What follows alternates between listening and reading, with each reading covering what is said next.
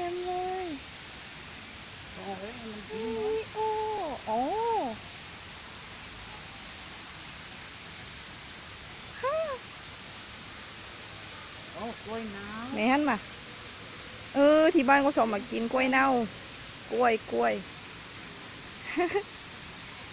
สีสวยอ่ะำเดี๋ยวมันเละเลยมันอ่าโอเค